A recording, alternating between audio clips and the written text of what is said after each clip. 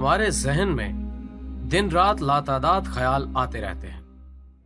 हम नहीं जानते कि इनमें से कितने ख्यालात जो आज हमें बेसरोपा या दीवाने की बड़ मालूम होते हैं, आने वाले दिनों में हम इन्हें हकीकत के रूप में ढलता देख सकेंगे। इसीलिए आइंस्टाइन ने कहा था, अगर कोई ख्याल शुरू ही में फजूल मालूम ना हो तो उसे कोई उम्मीद रखी नहीं जा सकती। नाज़रीन गिरामी, आज हम जिस दौर में जी रहे हैं वो बिलाशुबा टेक्नोलॉजी के अरूज का दौर है। आर्टिफिशियल इंटेलिजेंस और नानो टेक्नोलॉजी ने जैसे वक्त को इंसान की मुट्ठी में भर दिया है। निसफ या एक सदी पहले तक जो साइंस फिक्शन के तस्वुरात थे वो आज साइंसी हकीकत बने हमारी आंखों के सामने है, और जो आज हमें नामुमकिन दिखाई देते हैं, बईद नहीं कि अगले चंद बरसों में वो करिश्माती साइंस का हिस्सा बन चुके हों। ये इंसान का नामुमकिनात पर गौर फिक्र ही है जिसने इस पर कुल्ली तौर पर नाकाबिले तवक्को और गहरे साइंसी मैदान के दरवाजे वा किए हैं। मसनूई ज़हानत या आर्टिफिशियल इंटेलिजेंस 1960 के अशरे से साइंसदानों का पसंदीदा तरीन मौजू रहा है। तहकीको जुस्तजू के जितने दर आर्टिफिशियल इंटेलिजेंस ने इंसान पर खोले हैं वो इससे पहले किसी और साइंस के हिस्से में नहीं आ सके। जैसे कि नाम ही से जाहिर है, ये मसनूई तरीके से इंसान की ज़हनी सलाहियतों को बढ़ाने और मशीन से दिमाग की तरह काम लेने की एक काविश है, जिसका तमाम तर इन्हिसार दिमाग की मैकेनिज्म को समझने पर है।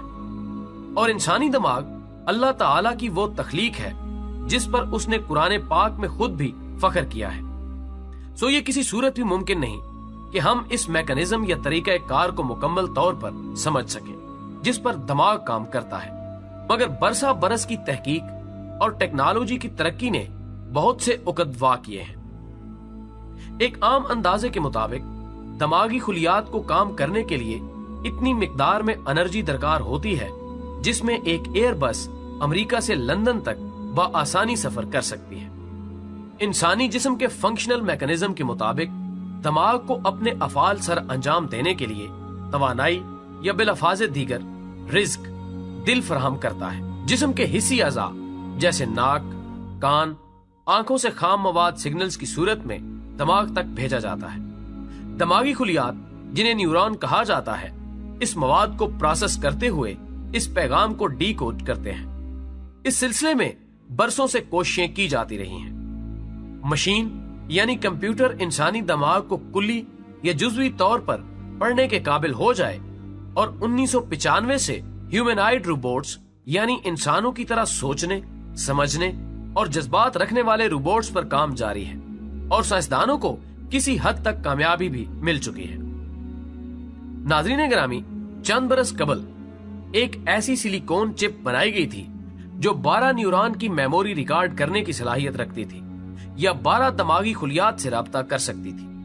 मगर दिमाग एक पेचीदा तरीन उज़्व है। छींक मारने से लेकर फालिज, एडिक्शन और कई मोहलक तरीन अमराज के ताने बाने इसी से जाकर मिलते हैं। सो 12 न्यूरॉन की चिप बिलाशुबा समंदर को कूजे में बंद करने की एक सय्ये लाहासिल के मिसदाक थी। इस सिलसिले में एक बड़ी पेशरफ्त सामने आई है और पाकिस्तान के लिए ये यकीनन बायसे फख्र है कि इंसानी दिमाग को एक सिलिकॉन चिप पर ग्रो करने का ये कारहाय नुमाया एक पाकिस्तानी साइंसदान डॉक्टर नवीद ए सैयद ने सर अंजाम दिया है, जो national university of science and technology के फारिगुल तहसील है और फिलवक्त कनाडा में कैलिगरी यूनिवर्सिटी के ब्रेन इंस्टीट्यूट से वाबस्ता है। डॉक्टर नवीद ने अपनी टीम के साथ जो बायोनिक चिप तैयार की है वो 1000 के करीब न्यूरॉन्स या ब्रेन सेल्स को जखीरा करने की सलाहियत रखती है। पाकिस्तानी साइंसदान का दुनिया बदलने वाला कारनामा। नाज़रीन, चूंकि इंसानी दिमाग इलेक्ट्रिकल सिग्नल्स के जरिए काम करता है और ये सिग्नल्स इस कदर ताकतवर हैं कि इनसे 25 वोल्ट के कई बल्ब रोशन किए जा सकते हैं। लेकिन जब ये इलेक्ट्रिकल सिग्नल्स या न्यूरॉन का तसलसल गोश्त या जिस्म के पट्ठों यानी मसल्स तक मुंतकिल होता है तो ये इलेक्ट्रिकल से केमिकल सिग्नल्स में तब्दील हो जाता है।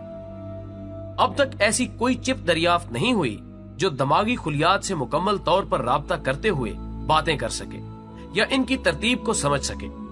تاہم ڈاکٹر نوید کی تیار کردہ 1000 نیوران والی چپ کسی حد تک اس صلاحیت کی حامل ہے، جس میں متعدد ٹرانزسٹرز اور کیپیسیٹرز سیریز میں لگائے گئے ہیں۔ کیپیسیٹر خلیات میں تحریک پیدا کرتا ہے جو کہ ایک دوسرے کے ساتھ رابطے میں ہے، یہ تحریک آگے بڑھتی جاتی ہے اور خلیات کے نیچے لگے ٹرانزسٹرز سگنلز کو وصول کرتے ہوئے چپ تک بھیجتے ہیں، جہاں وہ میموری کی صورت میں جمع ہو کر ایک دائروی لوپ مکمل کرتے ہیں۔ یعنی بائیونک چپ وہ الیکٹریکل آلہ ہے جس پر گرو کیے گئے نیورونز دماغی خلیات سے باتیں یا خلیات اس الیکٹرانک ڈیوائس سے رابطہ کر سکتے ہیں۔ اب بہت سے ذہنوں میں یہ سوال پیدا ہوگا کہ کیا اس چپ سے انسانی افعال کو مکمل طور پر کنٹرول کرنا ممکن ہوگا؟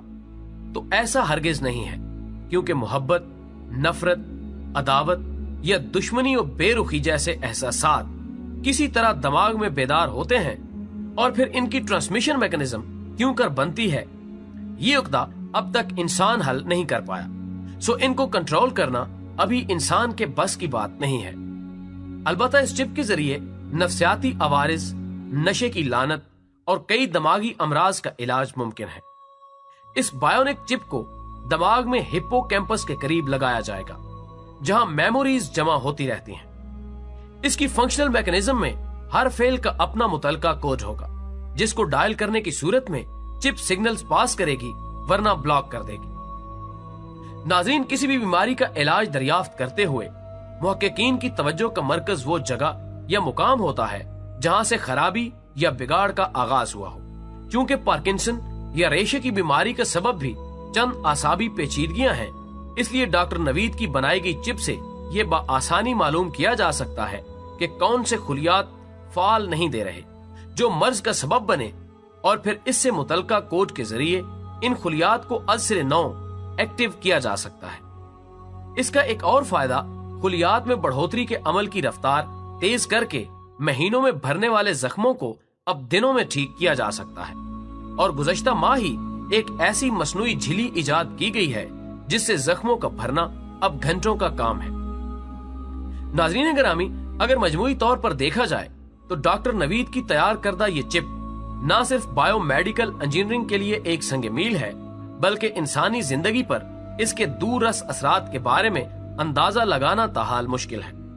اگرچہ گوگل ایکس لیب اور مارک زکربرگ کی ٹیمیں کافی عرصے سے ایک مصنوعی دماغ بنانے کی تگ و دو میں لگی ہوئی ہیں، یعنی ایک ایسی مشین جو مکمل طور پر دماغ کی طرح سوچنے، سمجھنے اور احساس و جذبات کی حامل ہو، مگر ابھی تک اس سلسلے میں پیش رفت کافی سست ہے، جس کی ایک وجہ سائنسدانوں اور عوامی حلقوں کی جانب سے اس پر کی جانے والی شدید تنقید بھی ہے۔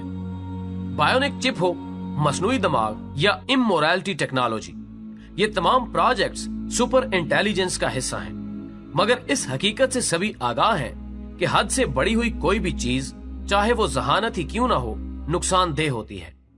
ہماری زندگیوں میں بڑھتا ہوا مصنوعی ذہانت کا عمل دخل پہلے ہی انسان کی اہمیت کو گھٹا کر روبوٹ اور مشین کو اس کے متبادل کے طور پر پیش کر رہا ہے، اور معاشرتی زندگی کے صدیوں پرانے تانے بانے ٹوٹ کر بکھرنے کے در پر ہیں۔ اس کے ساتھ ہی بائیو میڈیکل انجینئرنگ میں ترقی یا ہیومنائڈ ایجادات براہ راست اللہ تعالیٰ کی تخلیق کو چیلنج کر رہی ہیں۔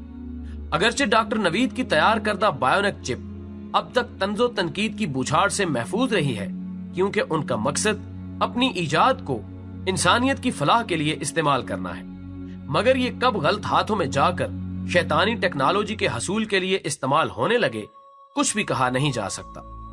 ہر موجد کے لیے سب سے بڑا امتحان اپنی ایجاد کو منفی اور تباہ کن استعمال سے بچانا ہوتا ہے، اور ڈاکٹر نوید اب تک اس چیلنج سے احسن طریقے سے نبرد آزما ہوتے نظر آ رہے ہیں۔ دوستو، ویڈیو پسند آنے کی صورت میں اسے لائک کرتے ہوئے فیس بک اور واٹس ایپ پر اپنے دیگر دوستوں کے ساتھ بھی شیئر کیجیے، اور کمنٹ باکس میں ہمیں اپنی قیمتی تجاویز سے ضرور آگاہ رکھیے گا۔ ہماری اگلی ویڈیو آنے تک اپنا اور اپنے پیاروں کا ڈھیر سارا خیال رکھیے۔ اللہ حافظ۔